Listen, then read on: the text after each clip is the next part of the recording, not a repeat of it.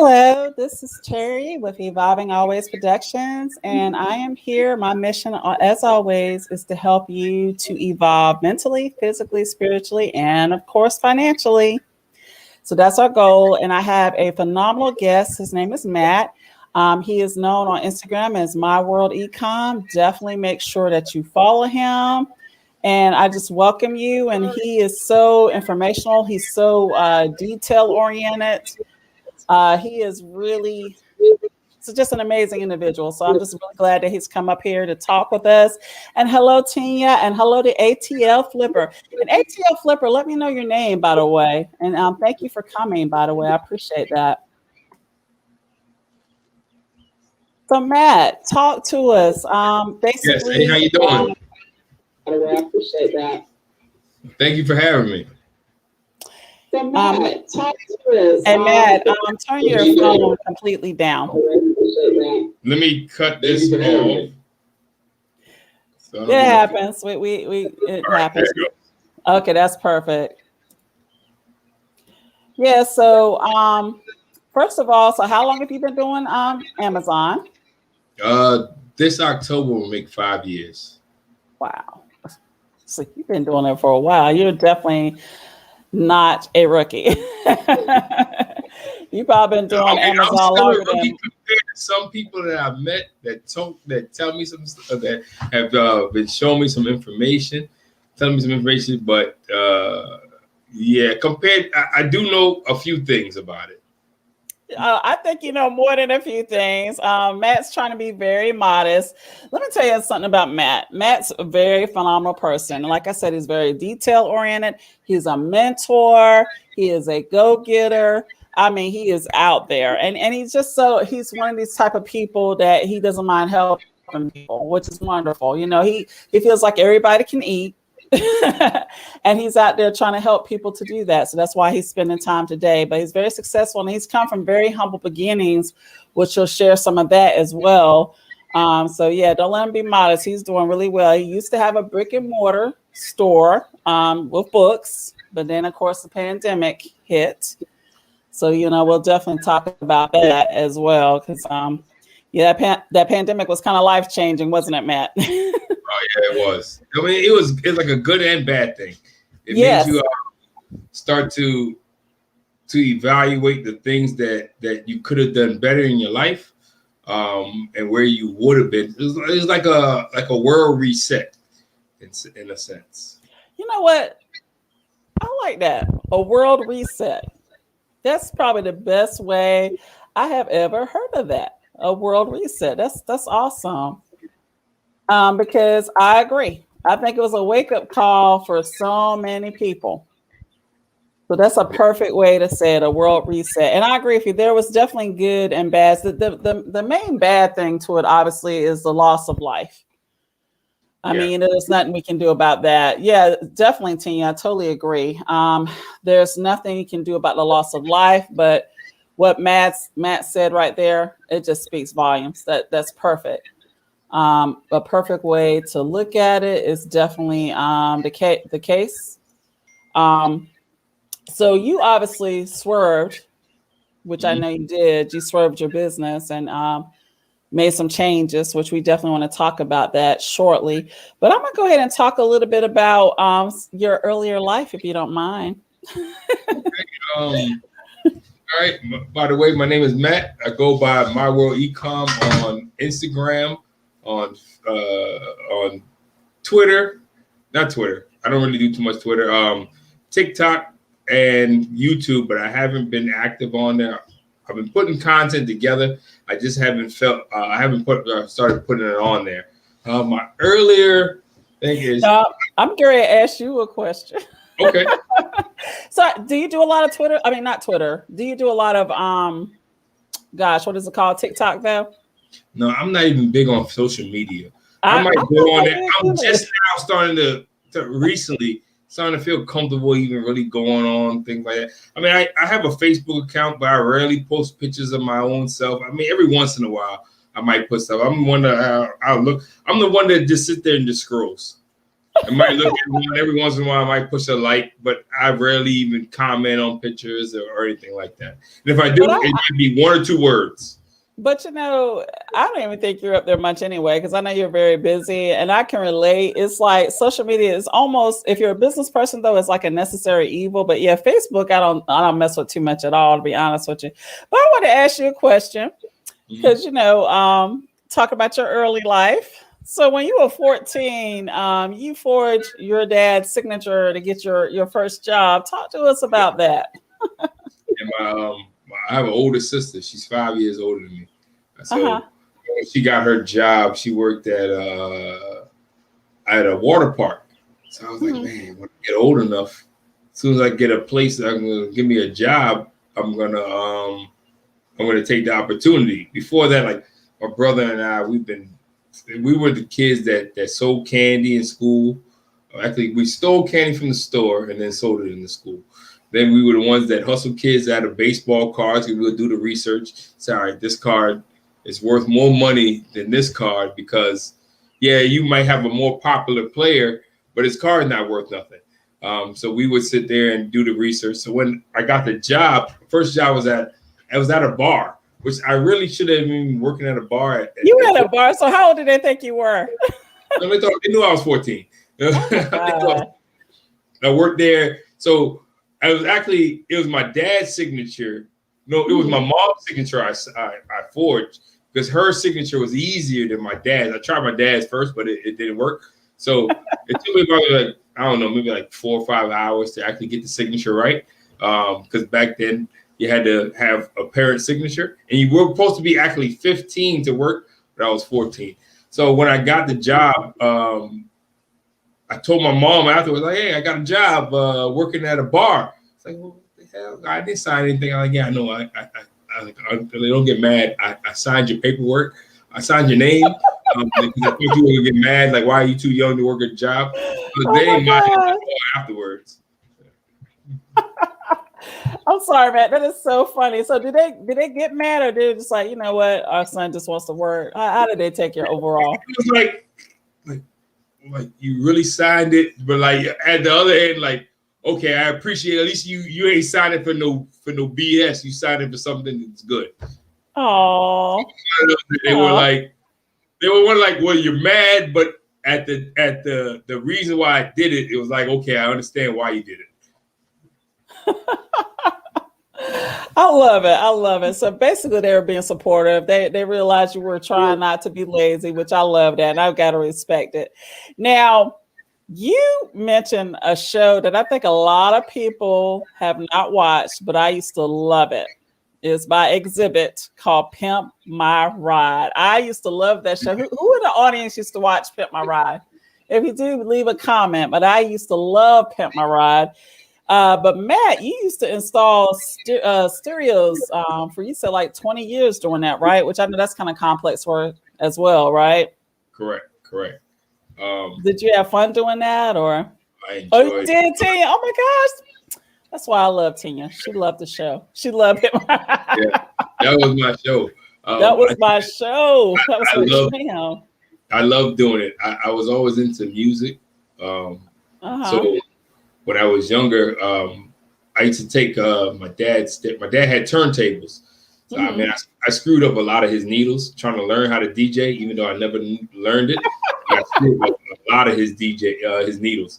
So when I got older, when I got my first car, like I bought my first car at, I think I was right around my 15th birthday. My first car. So I took one of his speakers out of his car, and I just put a house speaker inside of the car, which was totally wrong. But I didn't know at the time. And then I used to hook up friend speaker. I'm like, yeah, I know how to do it. So my mom got me, when I was right after I got out of high school, my mom met this guy named a Jamaican guy, and she met him on the plane. So the guy was like, she was like, yeah, he told my mom that he owned a stereo shop. I was like, yeah, my son's been wanting to learn that for years.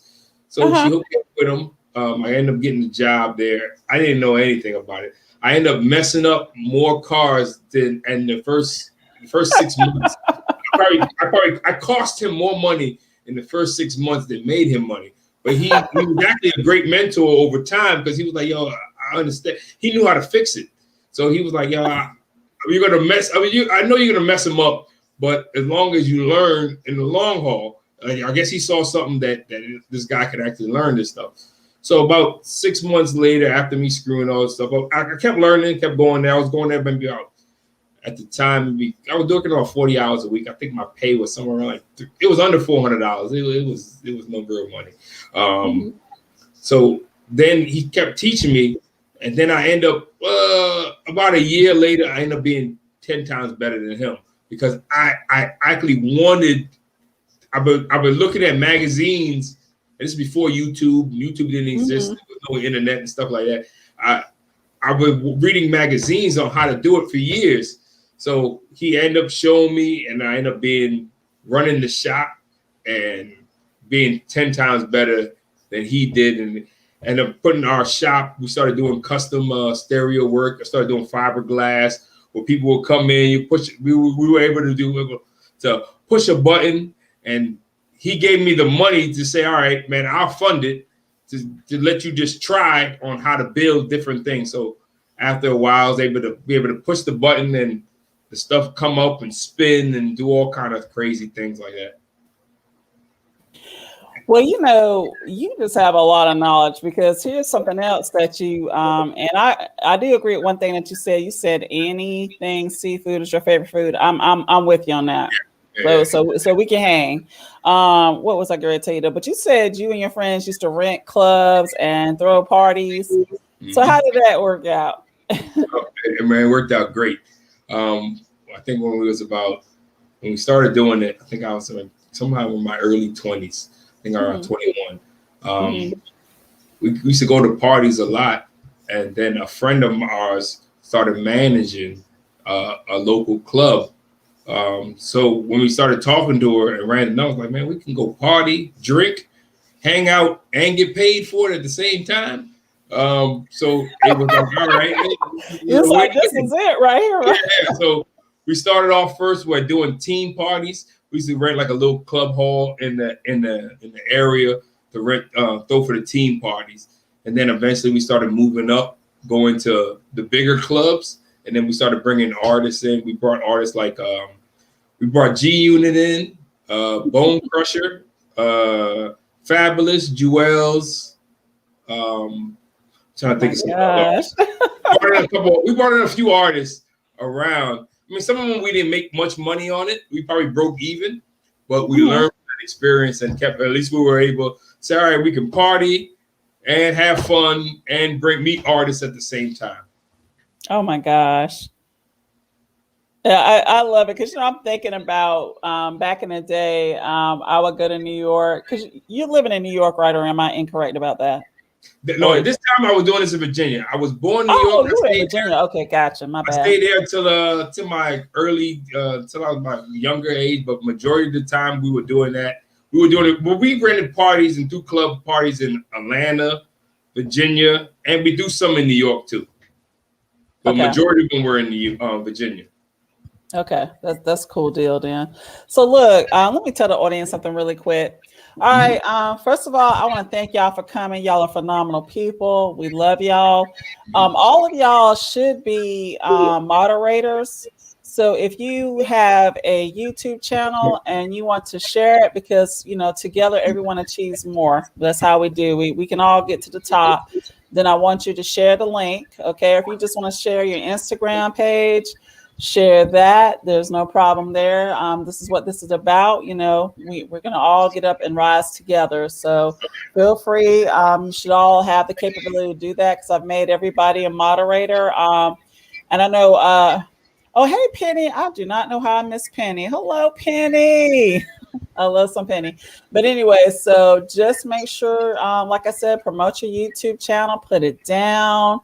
Because we're here to support you, and I appreciate y'all coming out because y'all came out at a great time. Matt's just a phenomenal person. So look, Matt, we know you were doing that. So of course you owned a bookstore like we were talking about earlier. For some people that might have missed that, but you ended up closing that down. Lisa, so are you, Lisa. But because of COVID, you closed it down. But you swerved, which will, like I said, we will talk about that in a moment. Then you started working with a returning citizens reentry program in your area. Now I know you stopped that due to COVID, but how did you get into that? Talk to us about that. I got into it in my late 20s. I was incarcerated for a few years for doing some illegal activities. So when I remember going through the reentry program, the crap that they had. I was like, man, when I get a chance, I'm going to actually see if I can make this reentry program better. Because I mean, for real, it was crap. I mean, they just say, all right, yeah, just go there and come report back to us when you get a job. So when I started the bookstore, I was working with them and going to these different meetings to see if I can start with my business being a reentry location for people who come from those situations, because it's generally a critical time. If the person doesn't find a job within 4 to 6 weeks of after returning home, they generally go back into the same situation that they were in before. And then if they were working at a location, most of the time the location that they're working at knows their past situation and statistically treats them a little differently than the other employees. So at least by me being in that situation, I understand I have a better way of understanding their situation. So I was actually helping them with hopefully to help with the program, and of course it's be able to get the person to the point where you have less people get out of that situation, because a lot of them might come home and they might not have a strong family foundation. They might not have someone who actually is willing to take the bat for them through the trials and tribulations of that situation. So I know for me, when I came out, before that, I worked at the shipyard, and I had a 3.5 star security clearance. I worked on submarines as a fiber optic tech. So when I got out, even though all my credentials, that couldn't give me a job really at the shipyard. I ended up getting a job at the shipyard eventually, but I had to work for crap wages. Nowhere. I had to take I think the first job I got out, they were paying me $16 an hour. From before, I was making somewhere around $25 an hour. So 25 to 16, that's a huge difference in pay. That is a huge difference. Actually, you're talking $9 difference per hour. Yeah. Makes a very huge difference. Yeah, If you're working 8 hours a day, that's $72 a day that you'd be missing out on. Look, I want to go back for a moment, because this is why I think Matt is so phenomenal. Okay, he was incarcerated and he turned his life around. And I love that. You've got to appreciate that. For some people that may have missed this, he's actually been doing Amazon for 5 years, but he even had a thriving business before that. He has an ebook, which I did put, like, if you go to the, hold on, guys. If you go to it should be in, once you get out of the chat, you can see in the descriptions, the link is there for his ebook. He is very detail oriented. He shares some good information that I have not even thought about before. You know what I mean? And this is a link too as well. But he's just you've got to be impressed with it, because we all make mistakes, and he's turned his life around, and I love it. So definitely. So go ahead and keep talking, because I had to cut y'all, because like I said, I'm just so amazed. I just wanted to say that. But go ahead, Matt, what you were talking about. So the first job was at a shipyard company. And the shipyard company, in a sense, they're the one that actually gave me the idea about having a reentry program. They only hired felons.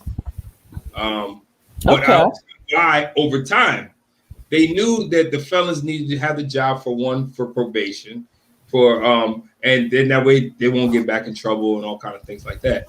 And they knew they can lowball them because they knew the it was slim pickings. So Right. and then also the benefit for them, it was in my area, it's a $1,500 tax write-off. So if you have 10 employees, that's $15,000 on a tax write-off. Then I mean, plus there was other benefits also. So when I got the first job, it was like when I was working, I'm like, man, these guys are railroading me. Like, so then after about 2 months of working at that job, I said, this is not enough money to pay for what I was normally used to. So then the next job, I ended up going back, finding another job at the shipyard, which was there's two shipyards that are probably about a mile apart from each other. So I ended up getting the second job at another shipyard doing the same thing. I'm an electrician. So the first job started from 7 o'clock in the morning to 3:30. Then I had 30 minutes to walk to get to the second job. The second job started from 4 o'clock to 12:30 was the regular hours. And if we worked overtime, it'd probably be to 2:30 in the morning. So then I did that for about 10 months, working at both jobs, because it was like my thought was like, man, if I continue to have idle time, I know me, I'm going to end up going back into doing something that's going to give me the money that I actually wanted, if that makes sense. I totally understand and totally relate. And the thing that you spoke a lot, which is why we have a big issue in our judicial system, because like you were saying before, the shipyard was taking advantage. They were hiring people that, had records, and they were taking advantage of them because they had records and they knew it wasn't like a lot of options, which I hate that. Because, people, like I said, people make mistakes. We all make mistakes. Some mistakes we go to jail for and some we don't. But, regardless, they're all mistakes. So, and we should have the right to turn around our lives. And that's why I'm glad you're working with these people. And I'm sure you'll continue because you are a mentor even right now. So that's good to know that we have people like you that understand what's going on and everything. So tell me this, Matt, when did you, you've been doing Amazon now for 5 years. What made you decide to do Amazon? To take what your question about earlier, I've met some of the smartest, brilliant idiots inside of prison. I mean, the reason why I say brilliant, I like to say brilliant. I mean, because they're brilliant, but they might have been idiots because they've never been exposed to certain things to show their brilliance, if that makes sense. Okay. Oh, that absolutely makes sense. They didn't have someone around them to nurture their talents and everything. I totally get it. That makes sense. Go ahead. I'm sorry. Well, there's no problem. But maybe like looking at Amazon, when I got off of papers and I was actually able to leave, my family's from the Caribbean. It's a small island from Trinidad, which is a small island off the coast of Venezuela. So I was down there on vacation. We were there for Carnival. Carnival is a big party around February. I mean, the whole island was down for a couple of weeks and just parties. So my cousin lost her phone. So my thought was like, yo, we can go on OfferUp, we can go on eBay. I can't remember if Facebook Marketplace was around at that time. We got multiple different options on getting a phone. So I started Googling from my phone, like, how can I live here on US wages? That's when I found out about Amazon. First I found out about selling online, and then a couple of days later I found out about selling on Amazon. So when I was down there, I was already selling somewhat on eBay, but not really. I had sold eBay before because I had I've been part owner of 2 car dealerships throughout my life, but I was a terrible seller. I was selling car parts. So when a car part sold, I was the one that shipped it late. And like, all right, they already paid for it. The money's in my PayPal. I'll ship it whenever. When I found out about Amazon, the first guy I found out about, I can't think of his name. He told me he was talking about private label. And private label is when you source the item from wherever. It might be, just say, this candle. You put your logo on there. and then you have your own brand of candles. So at the Right. time, this is right before what is the name of that thing called? The earbuds had came out. So I I found some inexpensive. I saw some from China. I was already accustomed to sourcing from China because I bought women hair from China. I was selling. Oh, so you were selling women's hair and everything. You were owning it. Yeah, I sold all kinds of stuff. I was selling previously back in the early 2000s. My brother and I were buying Jordans when people were buying, before people were knowing that fake Jordans. We would drive up, we'd have a book full of just different pictures. Like, yeah, we got these Jordans right here coming in. We got these Jordans coming in, and all of them were fake. But this is before people even knew that they were fake Jordans. But they were real good copies, carbon copies. But so when I found out about Amazon, I was like, all right, I can source this product from China. All right, I got the product in, got the product up good. I think I got up to about 10 sales a day, and then somebody came in and tanked my listing. So once they tanked the listing. Oh my gosh. Yeah, so how did they do that? Talk to us about that for us kind of new to Amazon people. Is just say, for example, this watch. All right. Okay. Taking this, if you normally buy this watch, these are fake numbers. If you normally pay $10 for this watch, and it normally sells on Amazon, just say $30. You make a difference in between. Of course, you have fees, your shipping costs from you to Amazon, Amazon to the customer. So this watch, you might make, say, your margins might be $3. Just say $5 for this watch. All right. Now, the other seller might be able to get this watch for $1. So of course, his margins selling it at $30 is a lot higher than yours. So he can drop the price down. So I found out that it was another Chinese seller that was buying that same item, or they might have been even the actual manufacturer.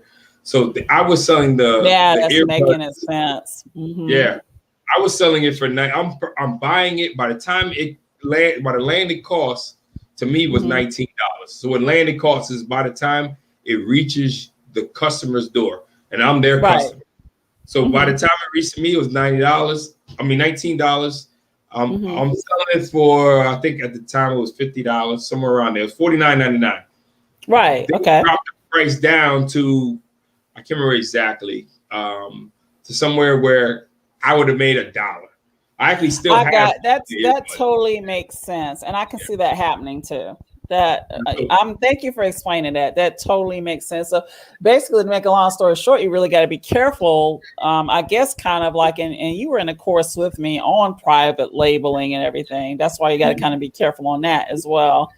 That's good to know, Matt. I appreciate that. So I know obviously you definitely got big into books. Talk to us about that. Down till you had a bookstore before the pandemic hit really hard. So talk to us about that. When I was learning about selling on Amazon, I was going to a private a meetup. A guy told me that he was teaching about keyword research on how to search the word, how to list it other places to drive traffic to Amazon for the product. So then that's how I ended up getting the product up to 10 units, and within I think somewhere less than a month, I got it up to 10 units. So in the meetup, he was telling us about, I was like, well, how did you get into Amazon? He was like, he sold various items, and he sold books. He said, I sold $30,000 in used books. I told him, I was like, there's no way in hell no one spent that much money on used books. So so he, in the meetup, we went over, it was inside of a library. We ended up going over to a shelf. He brought out his Seller Central app, started scanning a couple books, started showing us that, all right, this book is worth this price. This book is worth this price. Like, all right, man, this guy might be actually saying something. So there was a library, a bookstore inside of that library that sold the books for $1. So I was like, all right, after the meetup, I was like, all right, I'm gonna throw $10 at it. I bought $10. I bought 10 books. The first book sold within $24. I cannot remember the book, and I keep saying I'm going to remember the name. I haven't took the time. It's been such a long time now, so it's understandable. Yeah, but it's one of those that I should know the name of the book because it's like an impact on my story. It's a black and white book with a girl on there on a swing, some with a castle. But anyway, okay. Book, I bought it for $1. Ended up making, I can't remember what it sold for. I ended up making about 75 cents on the book. So okay. like, all right, man. It was like my thought was, all right, if I buy 100 books, if I sell 100 books a day at 75 cents, that's $75. That at least washes cost of my phone bill or something like that. Right, so right. I'm still working at the shipyard at the second job. I had quit both jobs. By this time, I was just working at one of them at the time. So then I went to a couple library sales, maybe about 2 weeks. I was going to thrift stores first. I'm scanning books. At the time, I'm still having still using my Seller Central app, which is inefficient. So if anybody is planning on selling on Amazon, go ahead, invest in the money in some software tools. It will make your job a lot more efficient. Yes, it is a cost, but use it as a cost of business. Do not give some examples so they know. Okay. Example of a software tool. I can't think of the name of one off the top of my head, but I could see if I can find one, and I'll put it in the chat later on. It might be an affiliate link. Actually, I have one. It's an affiliate link. It costs you nothing. They pay me. I got to do like how other people do. It costs you nothing. They give me a little kickback. It costs you no extra. But Matt's going to throw that in a link for you guys. Okay, yeah, so be on the lookout for that software. Go ahead, Matt. I'm sorry. So by looking at so I was scanning the books, right? Mm-hmm. Inefficiently. I'm scanning it. Like, all right, man, this book is worth some money. This book is worth some money. So I'm going to the thrift stores. Like, all right. After a while, I kept watching YouTube videos. Like, man, I get off at 5 o'clock. By the time I make it there, it's 6 o'clock. They close at 8 o'clock. I got 2 hours. They open at 8. So here it is from 8 in the morning till 5 o'clock in the evening. I have no clue how many people have been in this location before they and scanned these books. I might have scanned some books that are worth crap in the first place. That's why they left from here. So then that's when I kept looking at it. I watched a video and a guy had said about you getting a UV pen. So I ended up going to the store, getting a UV pen. Then I will mark the books with the UV pen and they come with a black light. So, all right, these ones have been marked. These are the new books. So then again, I was like, man, I did this for about 2 weeks. I was like, man, this is way too much time. I'm in here scanning books. I'm walking out with 4 or 5 books, maybe 10 books. Like, man, there's got to be a better way. Inefficient. I totally understand. Very, very inefficient. I was like, man, there's no way in the world I can make some real money off of doing this. So like, this is more of a deterrent than anything. Right.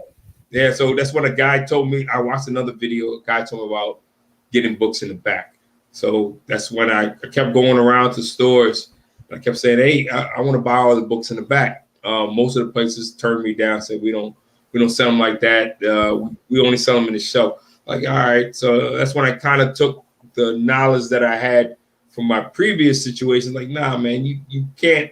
Like, I don't understand the word no in a sense. I'm very, very persistent. Don't understand the word no. I love it. Yeah, I'm gonna go there to the point where either you're gonna cuss me out, but you're gonna remember me either way. You're gonna cuss me out, or you're gonna be like, yo, all right, fuck it. Excuse my language. Let's forget it. Go ahead, give him the books because this guy's gonna he's annoying the hell out of me. So I'm gonna, and especially if you give me all I need is this much open, then I'm gonna kick the rest of it in. I'm gonna learn enough information to kick the rest in.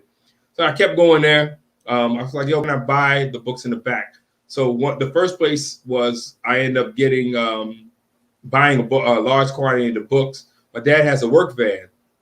I went there 3 days in a row, and I was like, yo, I want to buy all the books in the back. They were like, nobody wants them books. Been back here for years. Nobody buys them like that. Like, all right, is the manager here? They were like, no.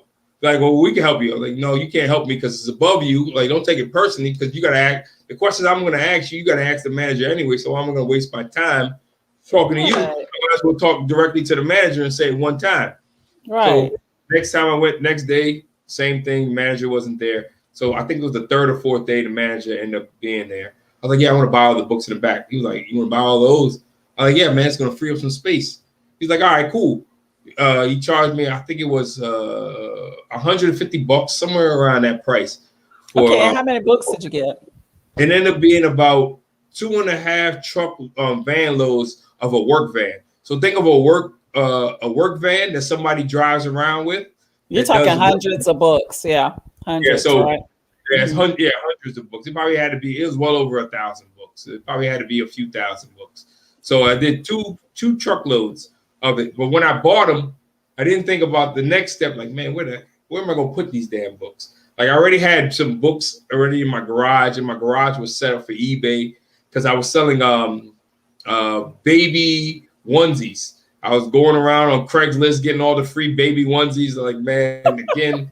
Hey, that's smart. Oh my God. That is so smart. Okay, you were doing that I guess selling that on eBay, right? Yeah, on eBay. I was doing it on eBay, OfferUp. I was getting them for free on OfferUp and then taking nice pictures and bundling them back up and selling them back on OfferUp. But again, it was like, man, this is way too much time. I got to find something quicker. But I was selling a lot of different products on eBay before I got into books. I was selling adult toys on eBay, women's hair on eBay, and Craigslist and Marketplace. But I was like, man, is this too much running around? I sold car parts on there. I mean, I sold anything that made a profit. I was like, all right, I'm going to sell it just to try to learn this online business. So when I got I finally get all the books. I rented a storage unit, got all the books to the storage unit, and I'm scanning them with the Seller Central app. A guy told me about a couple of different softwares to use. So when I ended up getting the software, it's like, all right, man, I'm going to find the software in a second. So I ended up getting the software, scanned the books. The first lot of books ended up making, I paid about $150. I think I made about $2,500 over 6 months to a year in profit. So like, all right, man, this is so you paid, so basically you paid $150 and made like $2,500 in profit. And that's good because y'all know I'm in stocks and I'm like, if I put in $150 stocks and get $2,500, I'm very happy. Yeah, correct. And that's what my line of thinking was like, man, all right, so now I just got to figure out either A, how to get the books cheaper, go through them faster, and then hopefully be able to get someone to pay me to pick this stuff up. So then after a couple of weeks, I ended up I called one day. I sat there for about, adult toys over here. I sat there for about one whole day and just kept calling every thrift store, every library, every place that touched a book within a certain amount of mileage, or within, I think for miles. I think then finally one company said, yeah, we'll sell you the books. They were probably about an hour and a half drive one way from my house. So I was like, all right, I want to buy all the books in the back. They were like, all right, they're like, how many you want? I was like, I want to buy all of them. Like, we got about 200 Gaylords, sir. Like, no, I can't afford to buy all that. I was like, I just want to buy one. So I ended up driving up there. I drove my pickup truck. I loaded them all in the back. I ended up taking that a week later. Actually, within a few days, I scanned through them, and I'm big with writing down the numbers, like how long it took. I write down the time it started. Every process I document, like how long it took me, how long I was doing, what ways can I improve, how I felt that day, and plus anything else, any kind of notes for that day on to make that process a little easier and quicker. So I ended up going through them. Then I ended up buying 2 Gaylords a week. Then I ended up being 3 Gaylords a week. Within 3 months, I ended up buying 12 Gaylords a week. And for us kind of not as technical, savvy people, tell people what Gaylord means, for some people that may not know that. A Gaylord is a big cardboard box of books that sits on a pallet. Generally, a pallet is a pallet of books. Oh, wow. Yes. So they probably hold, depending on the size of the Gaylord. There's generally 3 main sizes of Gaylords. So they can hold between 700 to 1,000 pounds of books. That is And they wow. Yeah, that's why you're never having to open up a store, because you had so many books. You were like coming out of your ears with books. So look, I'm gonna let you look for that software, because I'm gonna welcome some more people that came in. Gonna let them know to share some information while Matt pulls up that software he was telling y'all about. Definitely support him, and it's free software he was saying too. But for everybody joining in the chat, this is a paid one. I don't know any free ones. I'm actually developing a free one that will kind of give you, it should be ready in the next couple of days, that give you an idea of what you could make off of selling books. So keep that in mind, guys. He's going to be, well, he is still going to add some software for you, but he's also creating a software too. And he's got a great attention to detail. So definitely check that out. So for the new people that came in the chat, hello, Brittany, hello, Regina, Michelle, Keisha, Kita girl, Lord, she is so talented. I just found that out today. I could not believe the attention to detail on her jewelry. And Lisa, I think you were here earlier, but I love you. Y'all need to check out her YouTube. All of y'all should have a wrench, because I try to make sure of that. So if you have a YouTube channel, please go ahead and put that in the chat, or something else that you may be needing to promote, put it in the chat. Because together everyone achieves more. That's what we're about. So definitely do that. And like I said, everybody should have a wrench, so they're actually able to do that. Okay. Yeah. So Matt, so you ended up, what was the size of the storage you had to get for all those books? If you don't mind me asking, while you're working on getting that software. The bookstore was 8,000 square feet. So it was, oh my gosh. A bookstore with the warehouse part of it was the warehouse and part was the bookstore. So it was 2 stories. It was actually a textbook store. Oh my gosh. Yeah, it was a big location. And the reason why I ended up getting the bookstore was when I first started selling the books, I had no clue on how to get rid of the books, because getting the books is one part. Then you got to figure out there's only a certain percentage that's going to sell online, and then there's a certain percentage that are not going to sell anywhere. So I found a bookstore in my area that's selling books, and he opened up a new bookstore. So I ended up filling his bookstore up with the books that I was going to throw in the trash. Because at first, when I didn't have any place to get rid of them, so I was driving around to an apartment complex and just dumping it in the apartment complex dumpsters. But I knew eventually that was going to become a problem when the wrong person saw me dumping thousands of books inside of a because sometimes they pay for certain dumpster things. Yeah. So you just figured out a good way to I guess recycle the book, so to speak.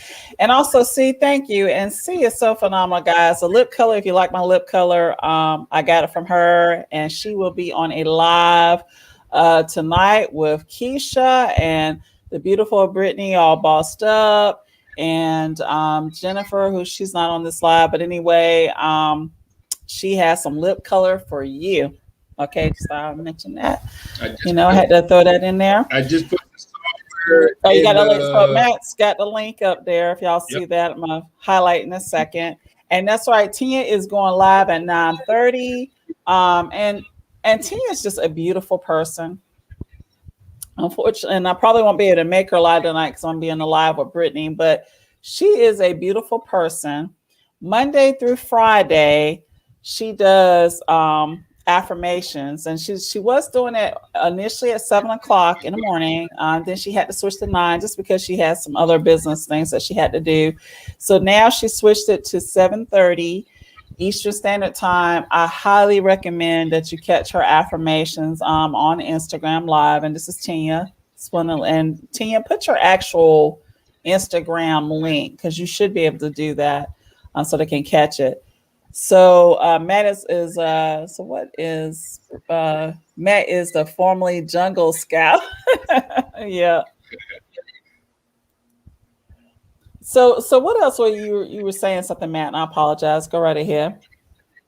I forgot all of a sudden. I know you were talking about the software link. Yeah. Yeah, that one is it's an app. When we cut this light on real quick, sure. Here. All right, there it goes. Perfect. It's an app that allows you to Scout IQ. I know the owner and the developers. What you're able to do is you scan their product. I actually was gonna have my scanner out, but it was in the car and I thought I grabbed it. You're able to do is you scan the product and it actually tells you what you put in, what your price of the product is. They're called triggers. So for example, what a trigger is, it's if you know you want to spend with Amazon, there's different ranks. The ranks go from, each category has a different rank. So for example, in books, there's 73 million books over 73 million books in Amazon's catalog. So the lowest rank is rank 1. That means it's the highest demand. Amazon checks that every hour and then bases on the demand on the actual book. Of course, there's a lot more information going into it, but what the software does is you're able to put your criteria. So your criteria might be, say, all right, I want to only sell an item. It doesn't make a difference what category it is. This software, this one only uses books. If I want to sell a book that's between rank 1 to rank 100,000, and I want to make at least $1 profit.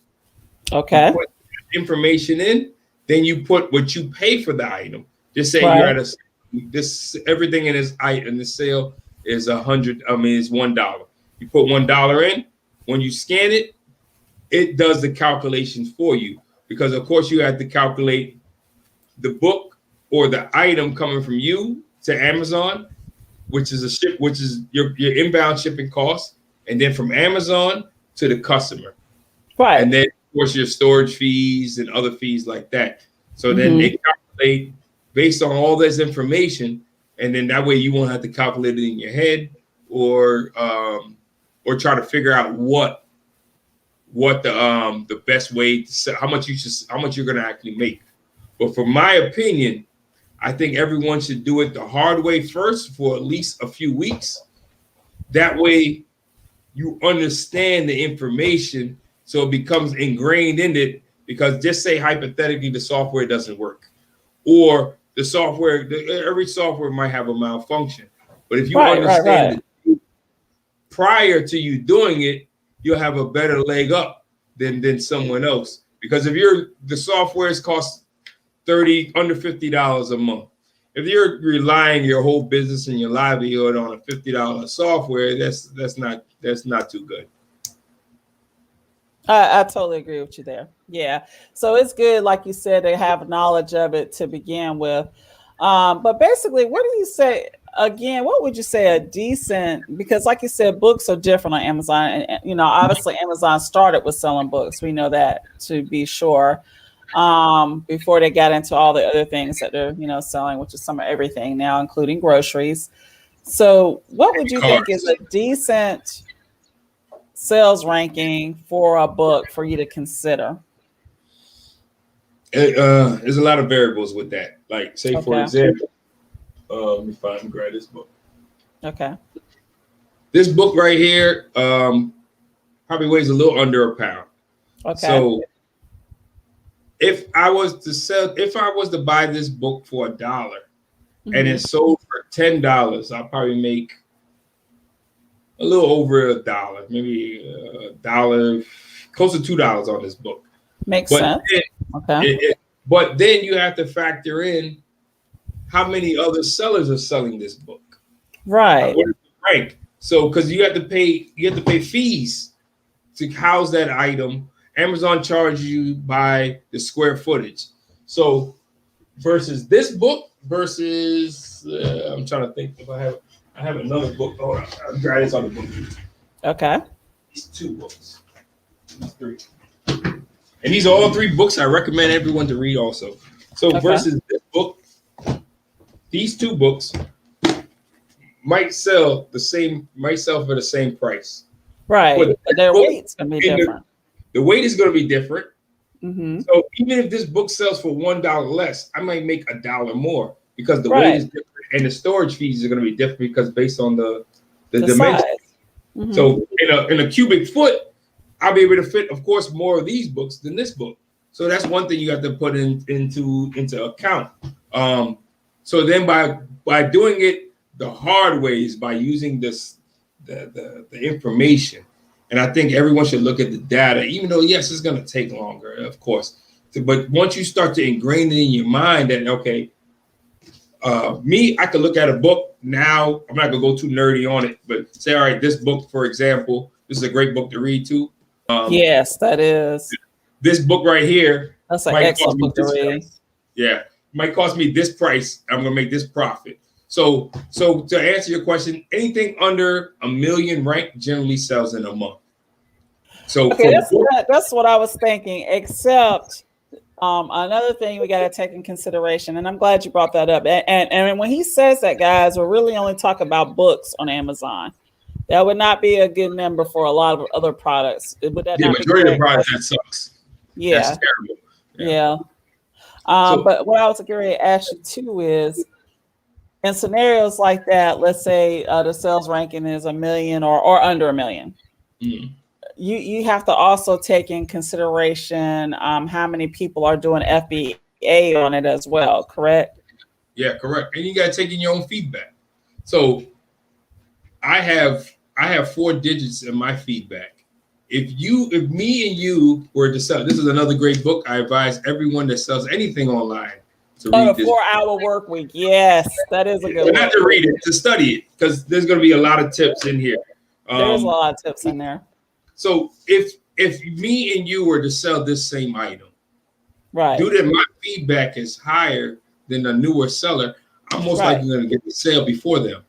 So you take into consideration like that. And due to the Amazon just changed their structure with the storage limits, some sellers can only send in a certain amount. I know at last year I was averaging about 2,000 to 3,000 books sending in a week, and then CDs on top of that. So you're probably looking at 2,000 to 3,000 books, and then another 500 to 1,000 CDs and DVDs every week. Now this year, if I was to do that again, they would crush me, because they're not really allowing it, because a seller is not looking at it. And I've gone to argument with this in groups. Mm-hmm. You might see a book that, yes, this book, every product in the world sells online. The main question is it worth selling online, and how often does it sell? Right. And that's really important if you're going to send an FBA. That's the real important thing right there, what you just said. Yeah, they don't want to be.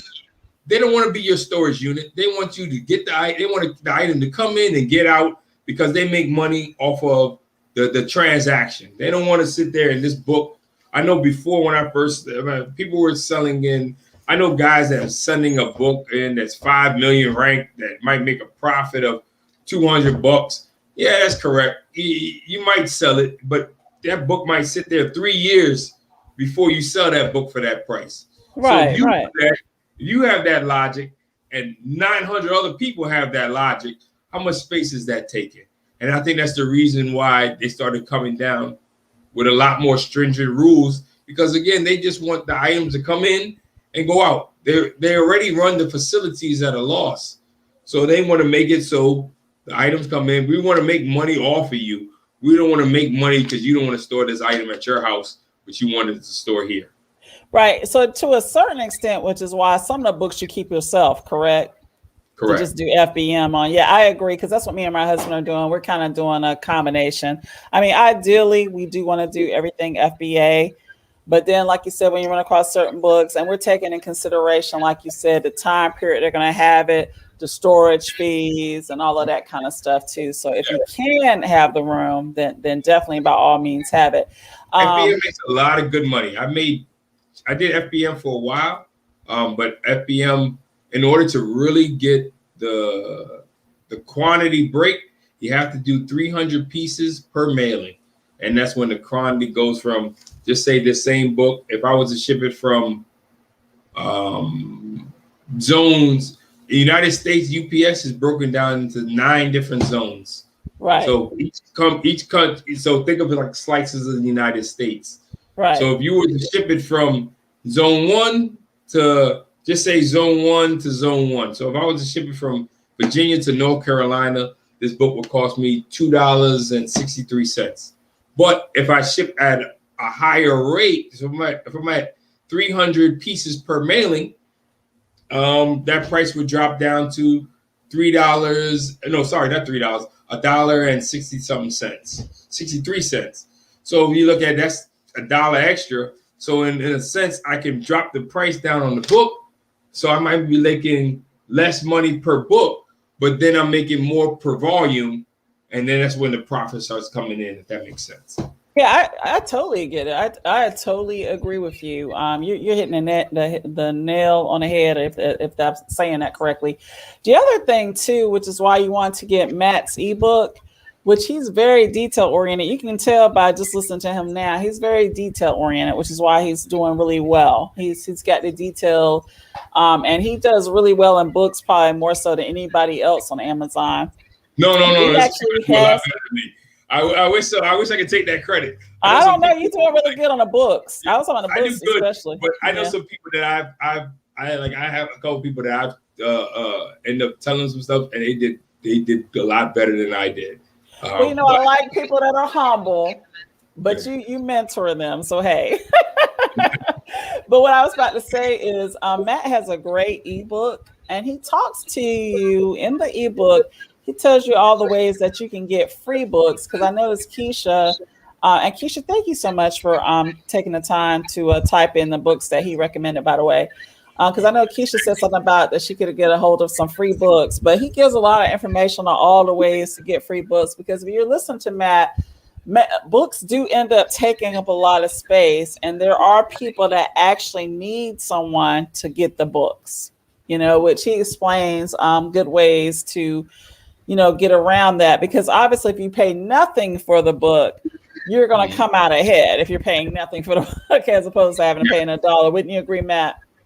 Yeah, that's correct. And then I took it a little further. Like in the book, I talk about how to even, I work with a couple companies in the area where they pay us to remove the books.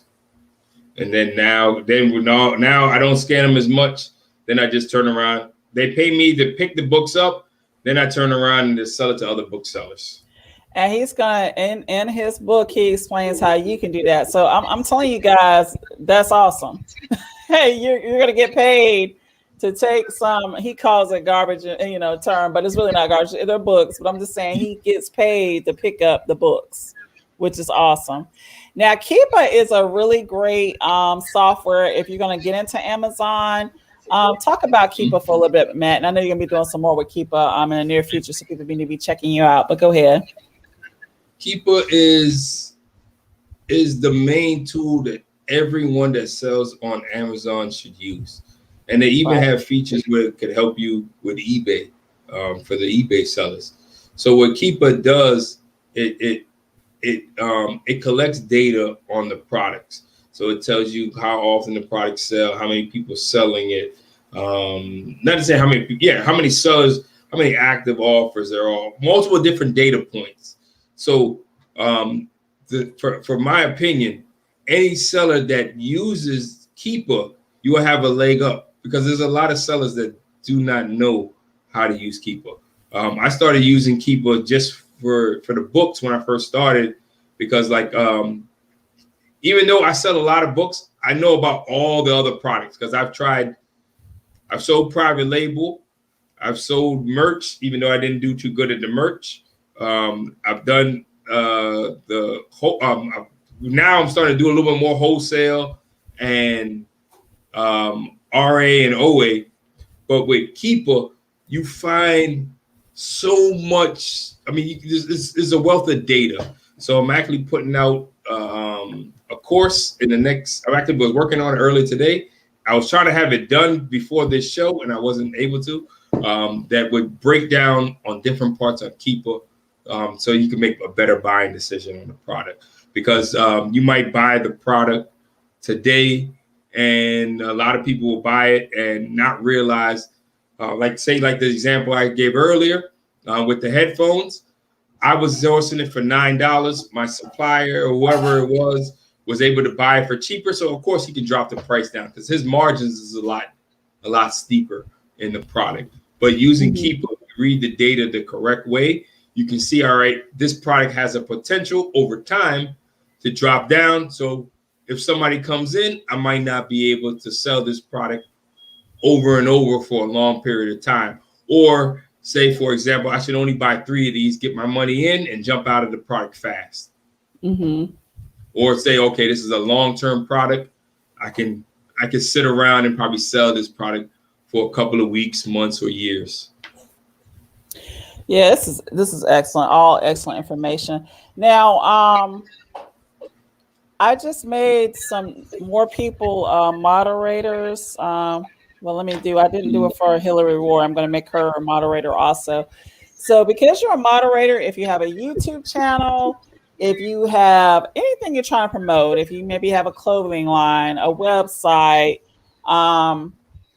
you have a club on Clubhouse, because there's links for that. Whatever, if you want to go ahead and drop your link, feel free to do that.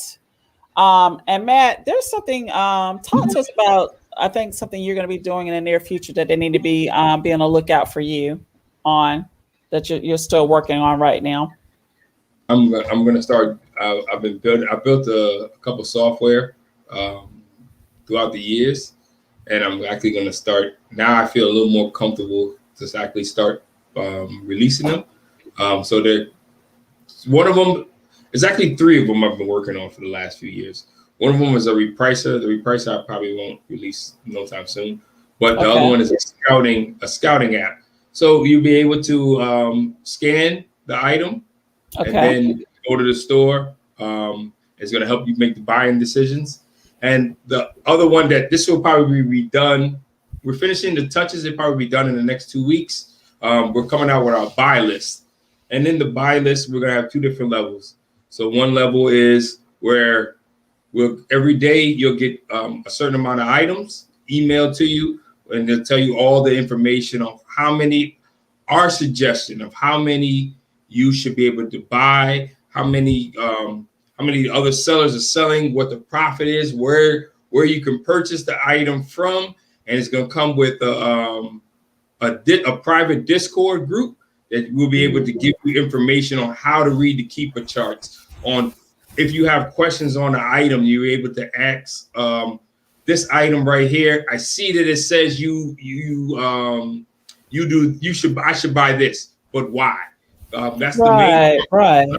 People don't understand. Like if you don't understand what you're looking at, how are you going to buy the items?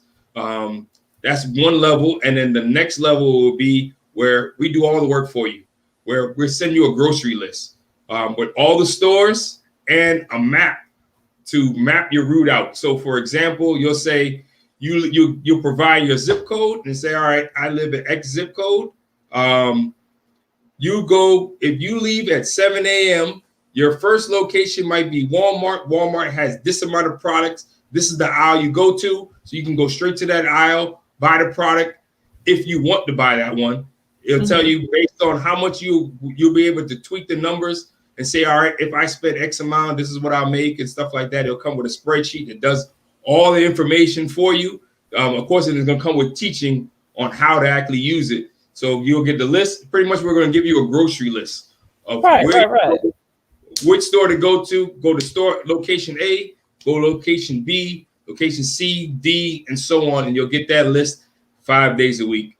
And the group is going to come with other opportunities to buy products on Amazon. Amazon has certain products they have every day where they have like pop-up sales.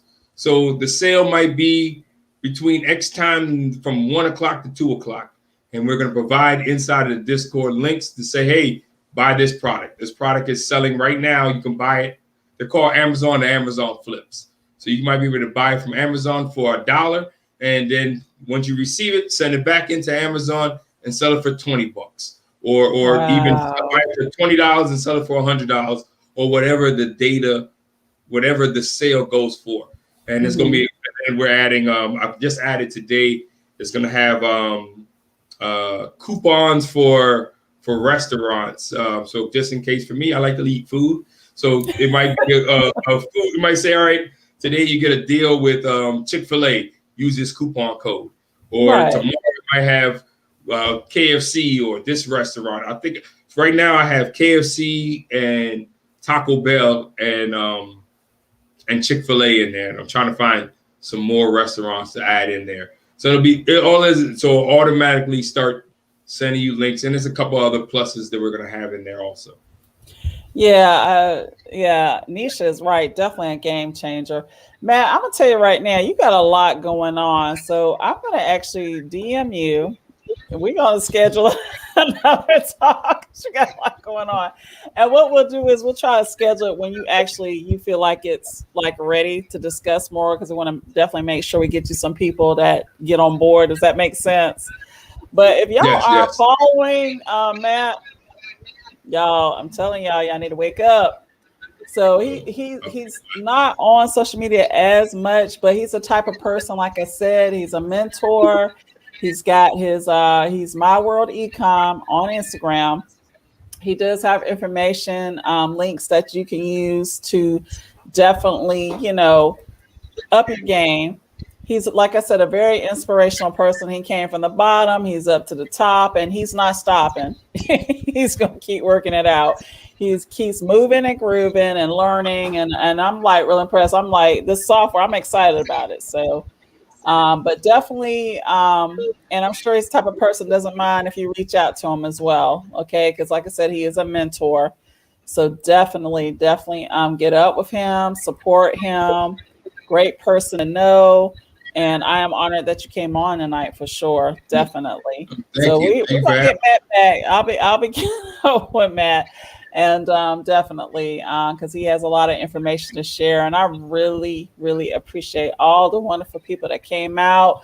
I'm gonna give y'all a little time. Did everybody put their links in and stuff they got going on? Matt, did you have any more links you wanted to share too? Because you can if you want to. See, this is if y'all have any links y'all want to share for your business, remember, together everyone achieves more. I think I made all of y'all moderators, so you actually can share information if you got anything you want to share. I do have one other thing. I'm actually putting together a book course that's going to show you. I'll probably start doing it. Actually, I wrote the outline out. Probably start actually making the videos and editing the video section. So I'm hoping it'll be done. It'll be done prior to summertime. I'm just really waiting for the weather to break, and it's going to show you how to source a book, how to sell a book, how to grade it, and things like that. How to pretty much, I'm going to make it break it down to an elementary level, on elementary to an experience level on how I started my book business, going from a few books to a couple of truckloads, to averaging 2 truckloads of books a month, which is about over 100,000 books a month. Yeah, because keep in mind, some of y'all may have missed it, but he actually had, because he had a brick and mortar that he had to close down because of the pandemic, but it was like 8,000 square feet that he was housing a lot of his books. So I really love his mindset, because I know why you did that, because from the previous conversation we had, it was actually better off for you to do that. So that was really smart. And I'm pretty sure you'll end up doing it again as well. Thank you so much, Tracy. And I appreciate you sharing your link as well. Thank you. Tracy's a old friend of mine, sweet as she can be. Definitely follow her too, and she put her link in as well. But Matt, again, thank you so much. I appreciate you so much. And like I said, we'll be getting some more of Matt again, okay? Because he's definitely, like I said, he's very informational. That's what I call him, very detail oriented. That's the first thing I told him when I was reading his ebook. I said, you are detail oriented for sure. So, and thank you, Penny. Yes, appreciate that, Penny. All right, everyone, have a wonderful, wonderful evening. And we do have a live later. I don't know if Brittany's All Boss Stuff is still up here, but we have a live at 9 p.m. Eastern Standard Time. The lovely Keita Girl Closet. She is talented. You don't want to miss it. She makes her jewelry. I mean, she's on. It's bananas what she can do. It's bossy. She'll be there as well. She, like I said, lip color, that gives you some idea, but she also has some other items as well. So definitely make sure to catch that. Thank you, Keisha, so much. And I'll be sharing a little bit of items too, but I'll probably let a lot of other people shine because we just got some wonderful people. Yeah, Lippy's on deck. All right. Thank you so much, Matt. And everyone have a Oh, thank wonderful you. Thank night. you. Thank you, everybody. Bye bye. Bye bye. You have a good one, everyone.